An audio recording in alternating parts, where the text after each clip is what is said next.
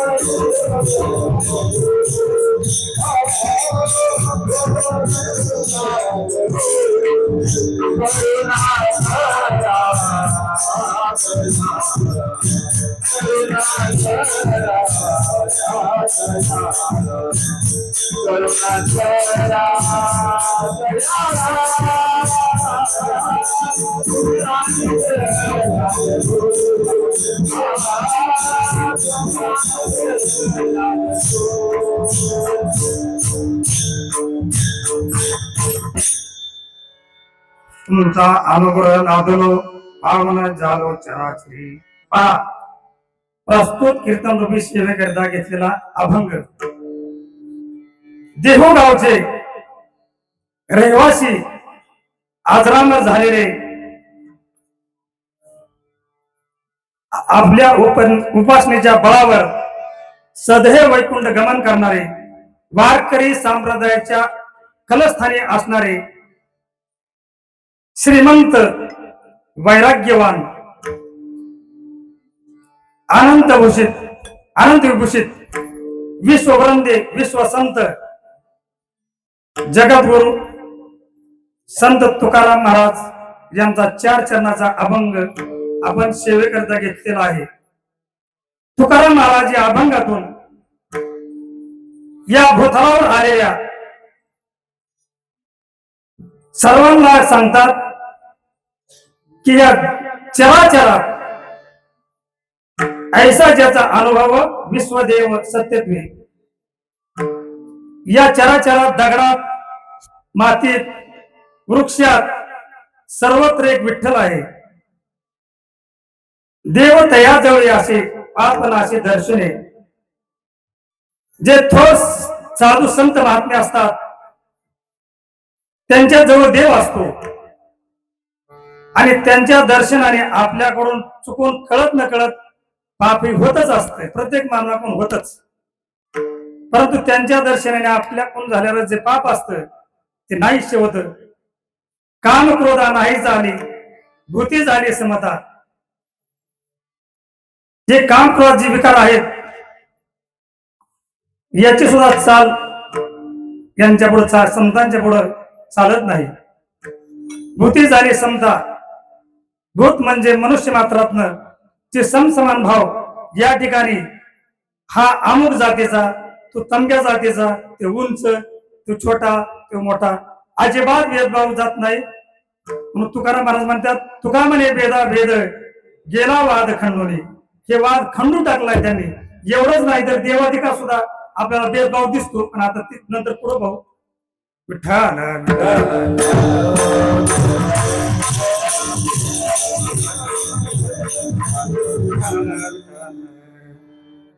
हा अभंगाचा सरळ अर्थ झाला. आता क्रमशः आपण याचा अर्थ पाहू. या भूतलावर आलेल्या जर जीवाला तुकाराम महाराज सांगतात बाबांनो प्रत्येक ठिकाणी देव आहे. तुम्ही देव आहे परंतु काय तर्क वितर्क करणारी माणसं असतात ते म्हणतात देवच नाही. तर तुकाराम महाराज म्हणतात अशा वितर्क तर्क करणाऱ्या माणसाच्या नादी लागू नका. तुमचा विश्वास श्रद्धा आणि देव हा श्रद्धेतूनच असतो. म्हणून त्यांच्या नादी लागू नका. तार्किकाचा टाका संघ पांडुरंग स्मराव. या प्रमाणात तुकाराम महाराज सांगतात तार्किकांचा टाका संघ पांडुरंग स्मराव. तुम्ही पांडुरंगाचं स्मरण करा. तुम्हाला कुठेही काय अडचण येत नाही. आणि ज्या वेळेस अडचण येते ते निवारणाला ते वाचतं. आपल्या काय हातात असतं काहीच नसतं.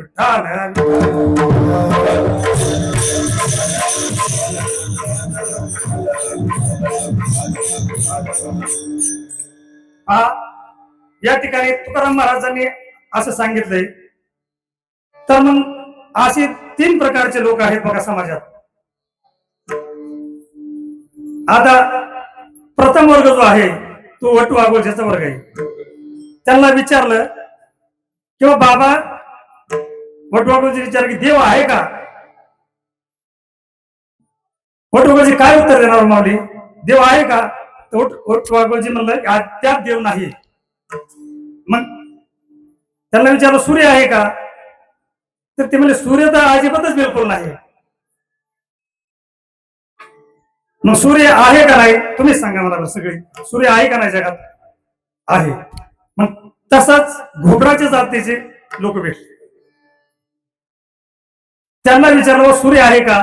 तर तू घोबर सुद्धा काय म्हणलं की सूर्य अजिबातच नाही. कारण सूर्याला घोबराला दिसतच नाही. त्याला सुद्धा वटू आगोळ आणि घोबर यांना सूर्य दिसत नाही. त्याच्यामुळं हे नाहीच म्हणले. म्हणजे अशा प्रकारचे जे काही लोक वसतात ते भूबन जातीचे काही लोक तुकाराम महाराजांकडे गेले आणि महाराजांना म्हणले, महाराज का हो तुम्ही देवाचे जे गुण गाता, देव पण आहे का? तर त्यावेळेस तुकाराम महाराज सांगतात, देव घ्या कोणी, देव घ्या कोणी, देव घ्या कोणी,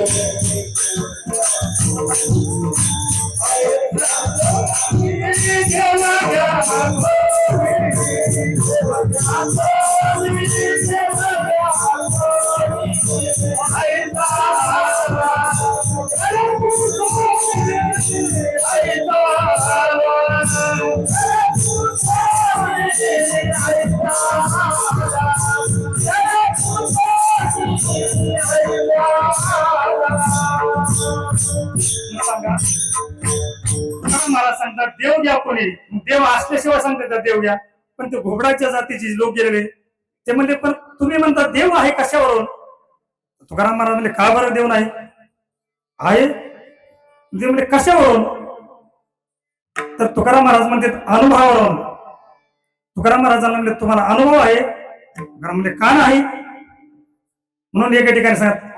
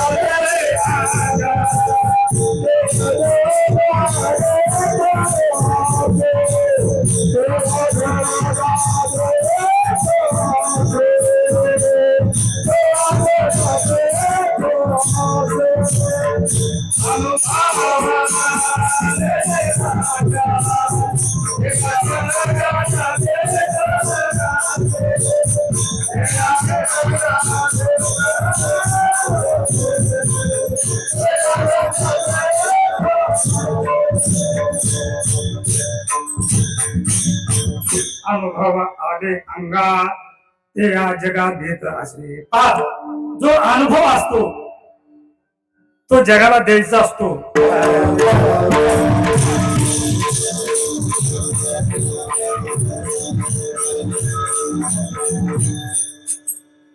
पहा, तुम्हाला एक उदाहरण सांगतो.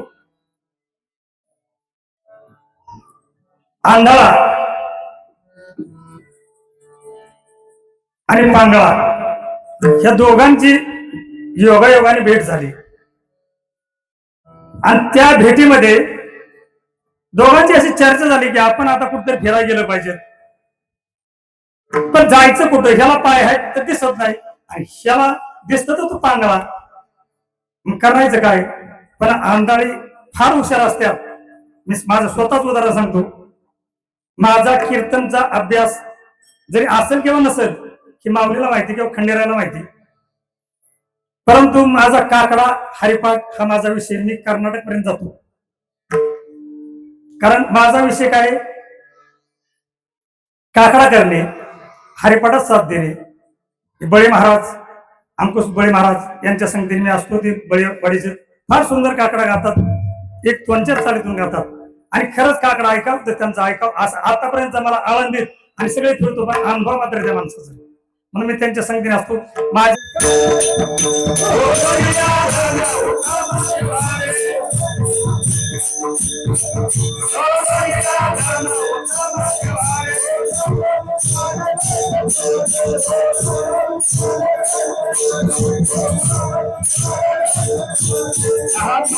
तुम्ही दम जोडा पण व्यवहार उत्तम करा. उत्तम व्यवहार जो केलेला असतो तो आपल्याला चिरकाल टिकणारा आनंद असतो. तसं तुम्ही परमार्थ हा निस्वार्थपणाने केलेला असला तो आपल्याला तो चिरकाल टिकणार आहे. म्हणून याच्यात आनंदासारखा दुसरा जगात कुठे आपल्याला मित्र नाही किंवा आपल्याला गुरु नाही.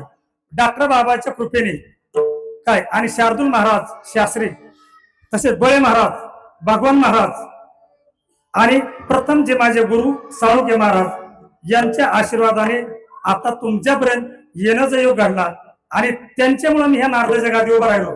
वयाच्या 22 वर जरी कीर्तनकार असलो तरी म्हणजे वडिलाची इच्छेने सेवा थांबवली आणि फक्त प्रपंच केला. परंतु वडील वारल्यानंतर मी अद्याप प्रपंच सोडून दिला आणि आळंदी घातली. कारण आपण जर प्रपंच लयचं लुडबुड राहिलं तर या तरुण असतात यांची ताकद कमी होती आणि त्यावेळेस नर्वस होतो आणि मग वादविवाद भयंकर वाढायला सुरुवात होती. म्हणून आपण प्रपंचात मुक्त आहे आणि कुठेही सेवा असेल, मी नंतर सांगण्यापेक्षा आता सांगतो, मी निस्वार्थी सेवा करणार, मला त्याचं काहीच घेणं देणं नाही पैशाचं. विठ्ठल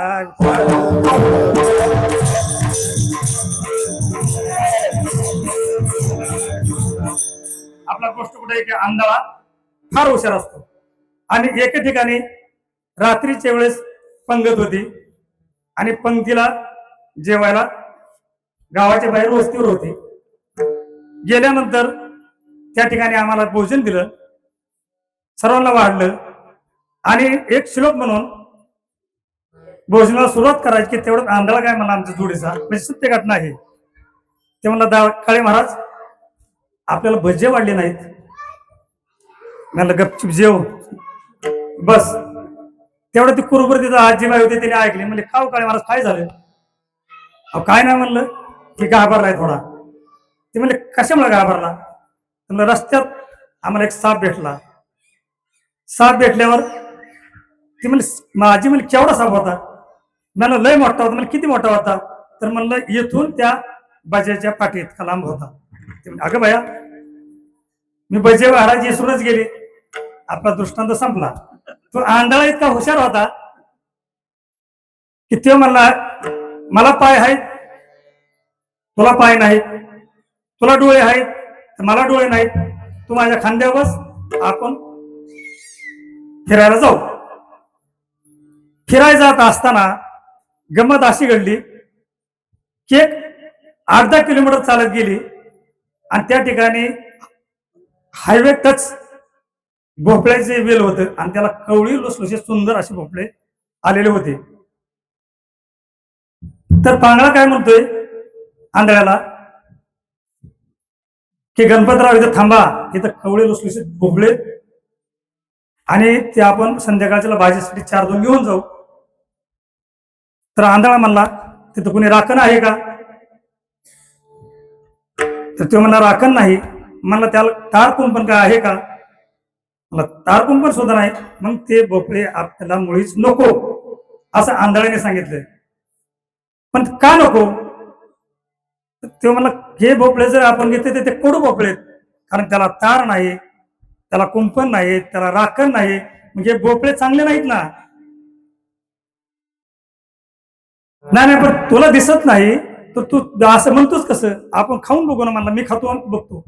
म्हणून तो गेला आणि ते भोपळे खाले. भोपळे खाल्यानंतर ते कडू निघले. कडू निघल्यानंतर तो म्हणला भोपळे कडू येतं. आंधळा मला कसे कडू येतं? अनुभवावरून. तेच तुकाराम महाराज प्रथम चरण सांगतात.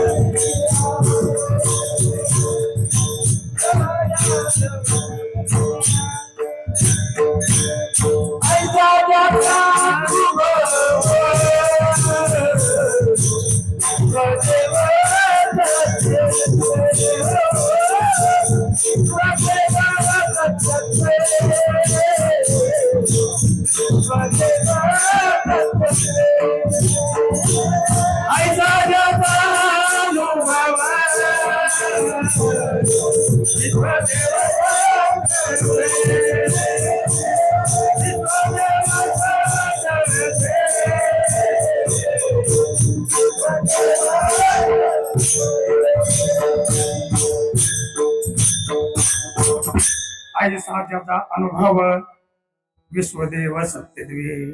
पहा, एक दोन तीन जण मिळलेली आणि एक जण रामभाव या ठिकाणी फार सुंदर सुवास येतोय. तर ते म्हणला या ठिकाणी भोजन चाललंय आणि बासमती तांदळाचा सुगंध आहे. तर त्यातला एक जण म्हणला कशावरून.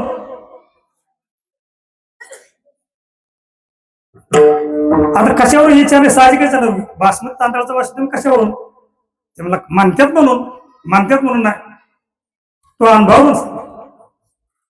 तेवढ्यात दुसरा आला, ते म्हणला तो स्वयंपाक चाललाय, तो सुंदर वास येतोय, परंतु तो भात आंबी मोहर तांदूळाचा आहे.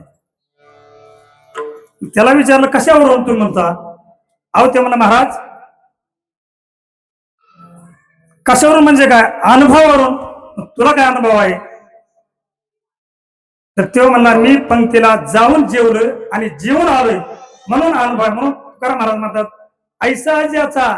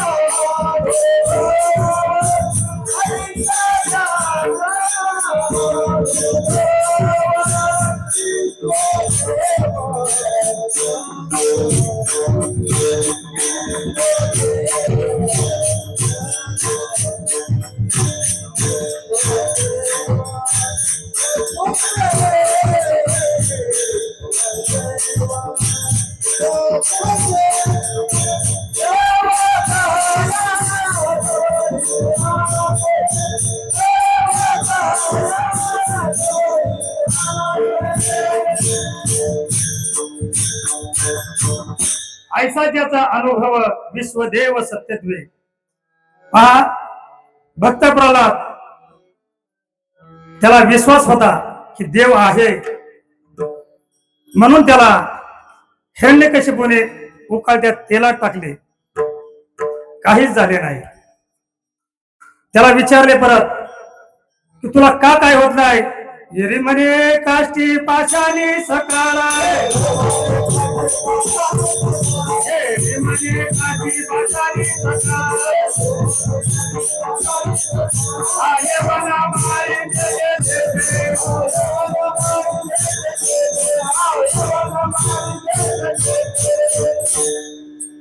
काहीच होत नाही म्हणजे तुला का होत नाही. तर त्याने सांगितलं की दगडात पाषाणात सर्वत्र माझा देव आहे असं ठणकावून सांगितल्यावर त्याला कडेलोट सुद्धा केला, काही उपयोग झाला नाही. शेवट भगवंताला नरसिंह रूप धारण करावं लागलं.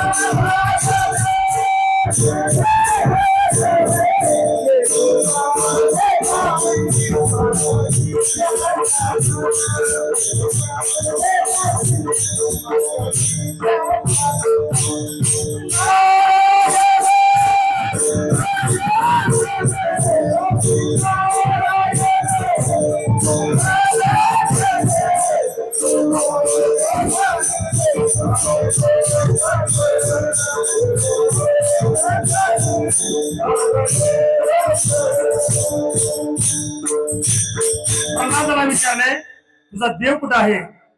त्यावेळेस त्यांनी सांगितलं की या खांबात आहे. म्हणून त्या दुर्जनाने लात मारली आहे आणि लात मारल्याबरोबर भगवंताने अवतार घेऊन त्याची पळतागोळी थोडी केली आणि त्याला दिवसाही मरण नव्हतं आणि रात्री मरण नव्हतं.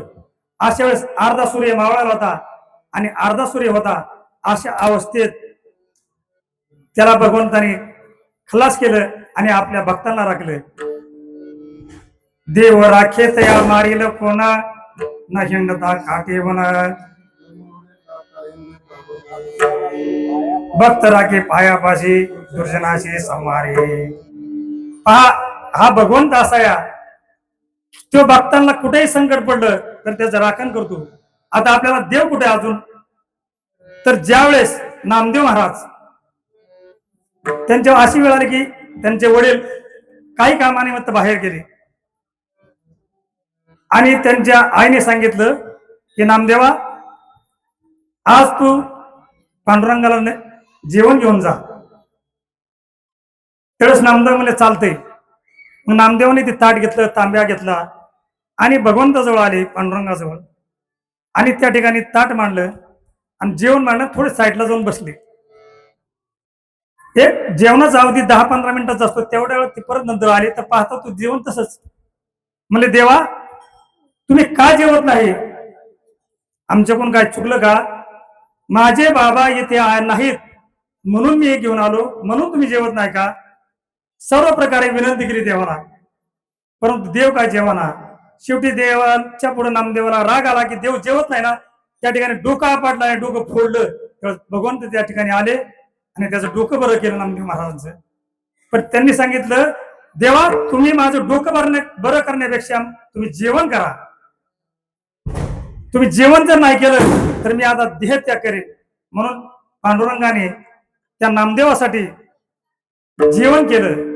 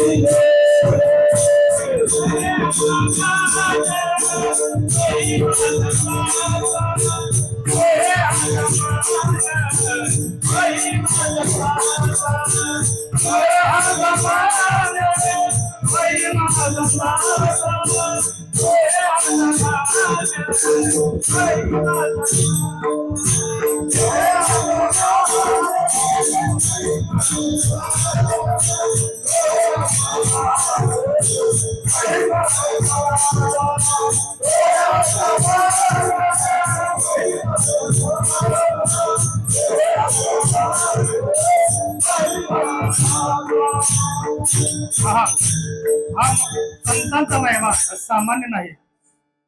परंतु नामदेव महाराजांच्या शब्दाखातर पांडुरंग जेवले, म्हणजे देव आहे म्हणून जेवले. आपला विषय काय की देव आहे आणि नाही, तर देव आहे म्हणून नामदेव महाराज हातात जेवले. एवढेच नाही तर जनाबाईच्या पाठीमागे गौऱ्या वेचू लागे, जनाबाईची वेणी घालू लागे. कारण का जनाबाईची वेणी काय घालू? माझ्या जनीला नाही कोणी म्हणून देव घाले वेणी. कारण माझ्या जनीला कोणी नाही म्हणून देव तिची वेणी घालायची. म्हणजे देव होता म्हणूनच, देव आहे म्हणूनच. इतकेच नाही तर सावता मळ्याला खुरकू लागला, नरहरी सोनाराला गडे फुंकू लागला. एवढंच नाही तर मंगळवेड्यात चोखोबा वारीला आपली मंडळी एक 8-15 दिवसात आली असं गरीत राहा किंवा 8 दिवसावर बाळात होणार आहे. अशा वेळेत सुद्धा भगवंताची वारी चुकवायची नाही. कारण निष्ठावंत भाव भक्ताचा स्वधर्म निर्धारे वर्म चुकू नये या युक्तीप्रमाणे महाराज बायकोचं बाळात पण साईडला ठेवलं, परंतु वाऱ्याला निघाले. बायकोची इच्छा होती, महाराज तुम्ही जाऊ नका, दिवस जवळ आल्यात, परंतु महाराजांनी कुठलाही विचार न करता वाऱ्याला निघून गेले. मग भगवंताला काळजी पडली, कारण बायकोच्या पोटात दुखायला लागलं त्यांच्या, आणि त्या ठिकाणी दुखत असताना भगवंतानी त्यांच्या नंदेचं रूप घेतलं.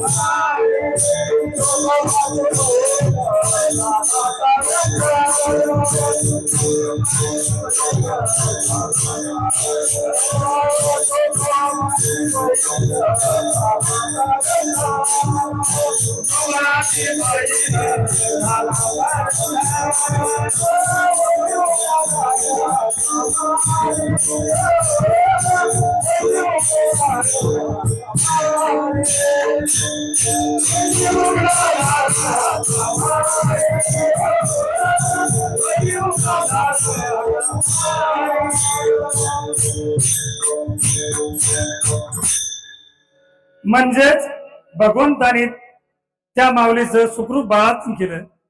म्हणजे देव होता म्हणून आपल्याला बाकीचा इतिहास नाही बघायचा, कारण आपला इतिहास काय की देव आहे आणि नाही. देव होता म्हणूनच तिचं सर्व व्यवस्थित पार पाडलं. अशा प्रकारे हा भगवंताची भरपूर लीला आहेत. सज्जन कसाया विकुलागे मावस, कारण त्या ठिकाणी हा कसाबाचा आहे. त्या ठिकाणी देवाने विचार केला का की आपला हे खंडेराव या ठिकाणी तुमचं आमच्या सगळ्यांचं दैवत आहे, कुलदैवत आहे. यांचं मूळ स्थान जेजुरी, त्या ठिकाणी मल्ल हा दैत्य माजला होता आणि त्याचा नायनाट करण्यासाठी मल्हारी याला अवतार घ्यावा लागला. यांचा जन्म मार्तंडी पुराणात नाही, माझ्या माहितीने तरी मला दिसलेला नाही, असेल तर मला माहित नाही, पण त्यांचा प्रागट्य दिन आहे, त्यांचा जन्म नाही हे जवळपास सिद्ध आहे. मी कुठं ऐकलं नाही कोणाच्या तोंडून, पण मी जे वाचलंय त्याच्यातून मी सांगतो की मल्हारी हा त्यांचा अवतार शंकराचा आहे आणि त्यांचा जन्म कोठेही दाखवलेला नाही. तर त्यांची जी म्हाळसा आहे हा रुक्मिणी आणि बाणाई हे पार्वतीचा अंश आहे. म्हणून मल्लाचा म्हणजे काम क्रोधांचा नाश करण्यासाठी मार्तंड भैरवांनी अवतार घेऊन जय मल्हार झाले हे. आणि काम क्रोधात विकार आपल्या जो आहे तो घालून किंवा घालवण्यासाठी त्यांनी कुठलाही भेदभाव धरलेला नाही. एक वाण्याची आणि एक धनगराची हे सगळ्यांना माहितीच आहे. मग त्या ठिकाणी भेद ठेवला का आणि जो जशी भावना ज्या इच्छेने तो जातो तो असा मल्हारी मार्तंड पावणार आहे. म्हणून येळकोट येळकोट जय मल्हार, येळकोट येळकोट जय मल्हार, येळकोट येळकोट जय मल्हार असा हा अवतार आहे. आपल्याला थोडं त्यांचं रूप घ्यायचे. आता आपण अभंगाकडे वळू परत. तर असे जे का साधू संत महात्मे आहेत, आता सांगितलं जनाबाई असेल, चोखोबा असेल, तुकाराम महाराज असेल, ज्ञानेश्वर महाराज असतील, असे या सर्व संतांच्या जवळ देव आहे आणि त्यांच्या दर्शनाने तर पाप नसते. दुसऱ्या चरणात महाराज सांगतात,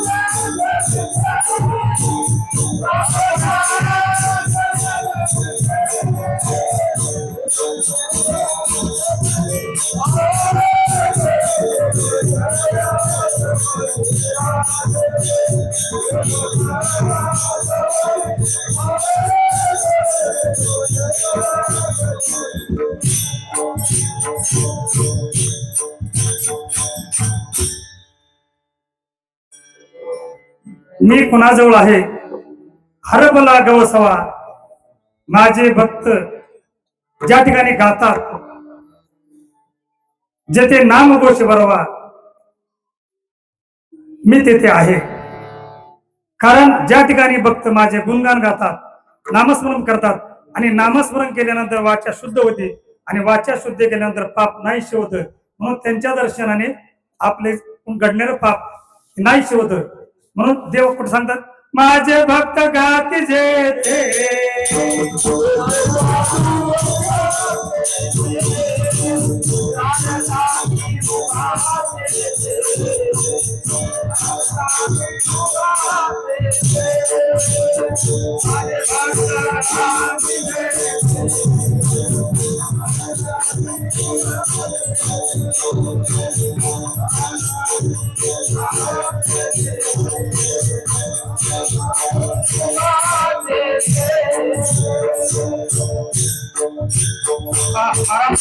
माझे भक्त ज्या ठिकाणी गातात त्या ठिकाणी मी सदैव असतो.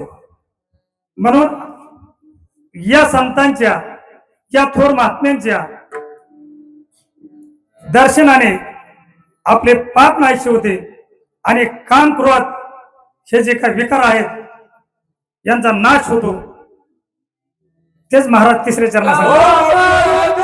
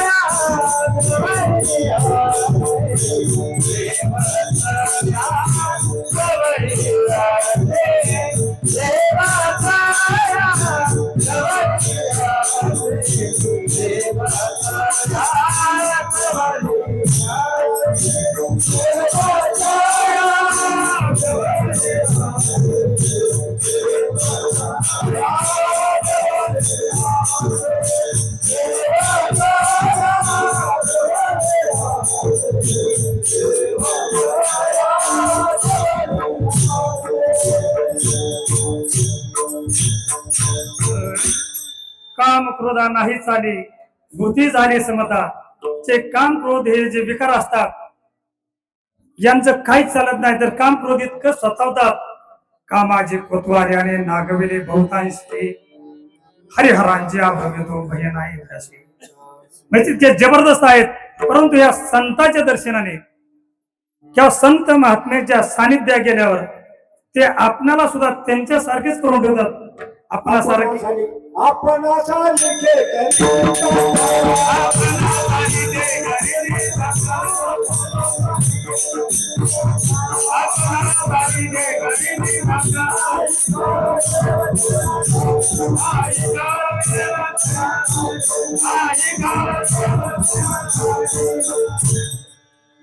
आपणासारखे करीत म्हणजे त्या संतांच्या सानिध्यात गेल्यावर जे संत असतात ते आपल्याला त्यांच्यासारखेच करतात.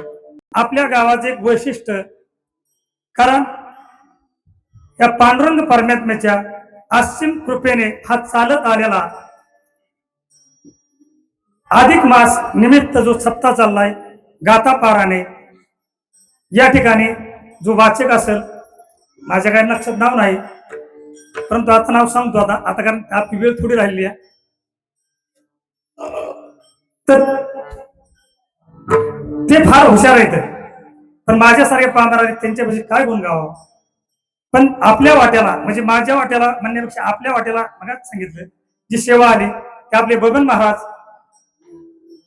यांना त्यांच्याकडून मला हा तारीख मिळाली म्हणून मी एका मिनिटात स्वीकारली.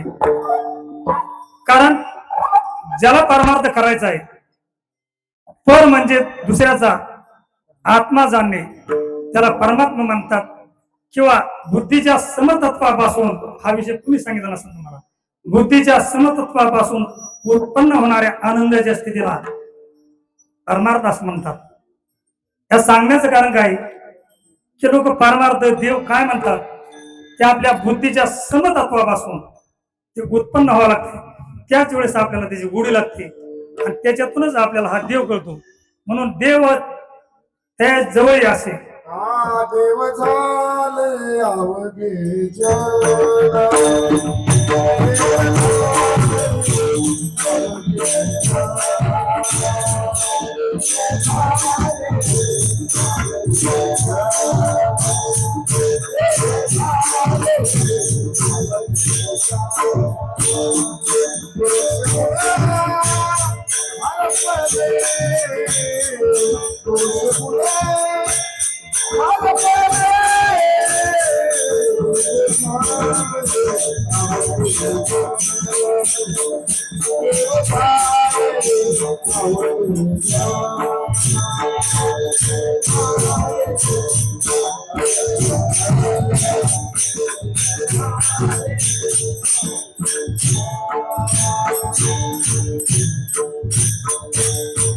पहा, समानता. समानताचा अर्थ असा आहे की आपल्या घरी उजेड करायचा का दुसऱ्याला अंधार द्यायचा का. माऊली सांगतात आपल्या घरी उजेड करावा का फारे केला. सगळ्यांच्या पाड्यातून हुशार आहे त्याला. कारण आपल्या घरी जसा उजेड करायचा असतो तसा दुसऱ्याच्या घरी सुद्धा करायचा असतो. म्हणजे हा दिवा कधीही भेदभाव करत नाही. पहा, एखादा वृक्ष लावलाय आणि तो तोडतोय आणि एकाने लावलाय, मग ते वृक्ष दोघांनाही सारखे सावलीत होतो. म्हणून गावगावी वृक्ष जायचा वृक्ष जैसा वृक्ष लावणी जयाने केली का खंडवयात गाहू घाली हाय माऊलीचा तो पुरावा. तर तुम्ही सांगा मला, म्हणजे या प्रकारे संत असतात म्हणून संतांच्या सानिध्यात भगवंत आहे आणि भेदभाव नाही हे शेवटच्या चरणात महाराज म्हणतात. तो काम वेद तो काम